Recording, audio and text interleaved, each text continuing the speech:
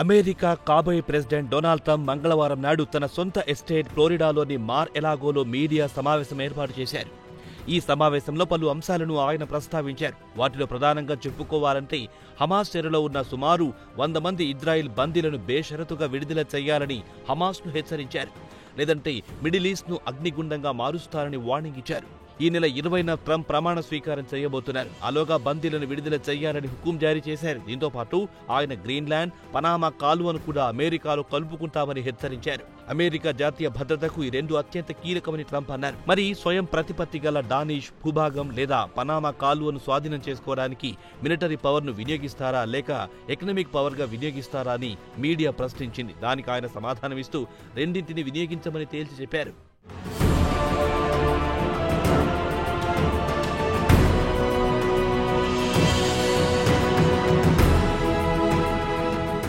అయితే ఆ రెండు ఆర్థిక భద్రత కోసం కావాలన్నారు ట్రంప్. అయితే మీడియా సమావేశంలో ట్రంప్ గ్రీన్లాండ్తో పాటు పనామా కాలువ గురించి ప్రస్తావించిన వెంటనే ఇటు డెన్మార్క్ అటు పనామాలు ట్రంప్ ప్రతిపాదనను నిర్ద్వందంగా తిరస్కరించాయి. తమ భూభాగాలను అమెరికాకు ఎట్టి పరిస్థితుల్లో ఇచ్చే ప్రసక్తే లేదని స్పష్టం చేశాయి. ఇక ట్రంప్ కెనడాను అమెరికాలో 51వ రాష్ట్రంగా చేర్చుకుంటామని ప్రకటించిన విషయం తెలిసిందే. అయితే కెనడాను విలీనం చేసుకోవడానికి ఆర్థికపరమైన బలాన్ని వినియోగిస్తామని చెప్పారు ట్రంప్. అయితే కెనడా అమెరికా రెండింటికి మధ్య కృత్రిమంగా ఓ లైన్ గీశారని అన్నారు. ఇరు దేశాల మధ్య సరిహద్దు ప్రపంచంలోనే అతి పెద్దదని, 1700 సంవత్సరం చివర్లో ఇరు దేశాల మధ్య ఒప్పందం కుదిరిందని చెప్పారు ట్రంప్. కాగా కెనడాను రక్షించడానికి అమెరికా బిలియన్ల కొద్దీ డాలర్లను వ్యయం చేసిందని చెప్పారు. అలాగే కెనడా నుంచి దిగుమతి చేసుకునే కార్లు, పనికిరాని చెత్త, డైరీ ప్రోడక్ట్లను దిగుమతి చేసుకుంటున్నామన్నారు ట్రంప్. అయితే కెనడా ప్రధానమంత్రి జస్టిన్ ట్రూడో మాత్రం అమెరికాతో కలిసే ప్రసక్తే లేదన్నారు.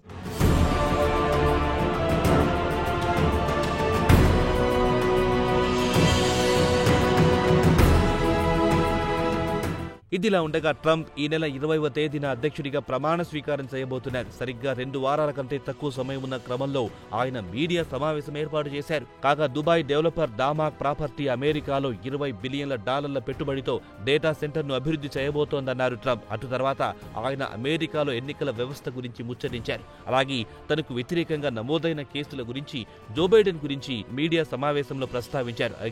అలాగే గల్ఫ్ ఆఫ్ మెక్సికో పేరును మార్చి గల్ఫ్ ఆఫ్ అమెరికాగా చేయాలన్నారు. అలాగే విండ్ పవర్ అంటే పవన విద్యుత్ ఉత్పత్తిని వ్యతిరేకించారు. విండ్ టర్బైన్ ద్వారా తిమింగళాలు పారిపోతున్నాయన్నారు.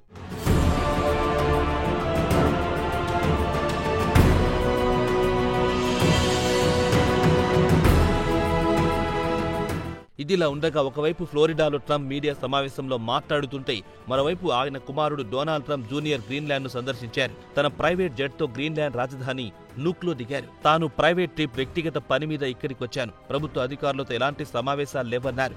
గ్రీన్లాండ్ పర్యటనకొచ్చిన జూనియర్ ట్రంప్ గురించి డానిష్ ప్రధానమంత్రి మెట్టే ఫెడరిక్షన్ డానిష్ టీవీతో మాట్లాడుతూ గ్రీన్లాండ్ ప్రజలది, స్థానిక ప్రజలే తమ భవిష్యత్తు గురించి నిర్ణయం తీసుకుంటారు. గ్రీన్లాండ్ అమ్మకానికి లేదు అని ఆమె స్పష్టం చేశారు. అయితే డెన్మార్క్ మాత్రం అమెరికాతో సన్నిహిత సంబంధాలు కోరుకుంటోందన్నారు. ఇక గ్రీన్లాండ్ విషయానికొస్తే అక్కడి జనాభా కేవలం 57,000 మాత్రమే. ప్రపంచంలోనే అతిపెద్ద ద్వీపం. అలాగే ఆర్కిటిక్ రీజియన్లో కీలకమైన ప్రాంతంలో ఉంది.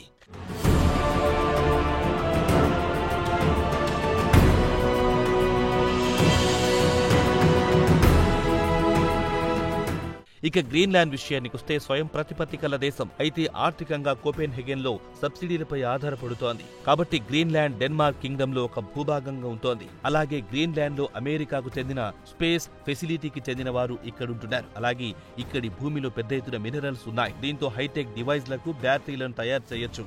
ఇక ట్రంప్ గ్రీన్లాండ్ను స్వాధీనం చేసుకోవాలని చూస్తున్నారు. ఎందుకంటే ఈ ద్వీపం నుంచి చైనా, రష్యాకు చెందిన పడవలను ట్రాక్ చేయొచ్చని భావిస్తున్నారు.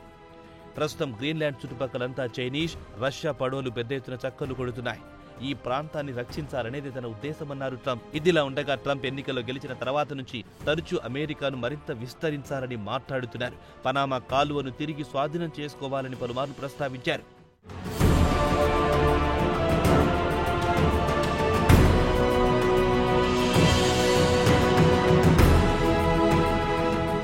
మీడియా సమావేశంలో మాట్లాడుతూ ట్రంప్ అమెరికాకు పనామా కాలువ అత్యంత కీలకం, ఎందుకంటే పనామా కాలువను చైనా ఆపరేట్ చేస్తోంది. అమెరికా షిప్లు ఈ వాటర్ వే ద్వారా వెళ్తుంటే పెద్ద ఎత్తున ఛార్జ్ వసూలు చేస్తున్నారని గతంలో ట్రంప్ విమర్శించారు. కాగా పనామా కాలువ అట్లాంటిక్ తో పాటు పసిఫిక్ సముద్రాన్ని కలుపుతోంది. ఇదిలా ఉండగా పనామా ప్రెసిడెంట్ జోష్ రాల్ ములినో ట్రంప్ ప్రతిపాదనను తిరస్కరించారు. పనామా కాలువలో చైనా జోక్యం లేదన్నారు. హాంకాంగ్కు చెందిన CK Hutchison Holdings Panama canal 2 పోర్ట్లను మేనేజ్ చేస్తోందన్నారు. కాగా పనామా కాలువను 1900 సంవత్సరం ప్రారంభంలో అభివృద్ధి చేశారు. అయితే ఈ కాలువ కెనాల్ జోన్ను 1977 వరకు అమెరికా అదుపులో ఉంది.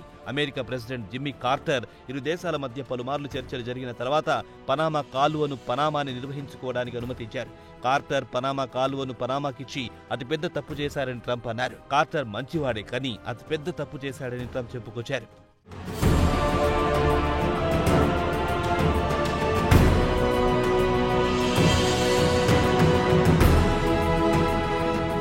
ట్రంప్ మీడియాతో మాట్లాడుతూ కెనడాను కలుపుకుంటామని చెబుతున్నారు. కానీ కెనడా విషయానికి వస్తే 41 మిలియన్ల ప్రజలున్నారు.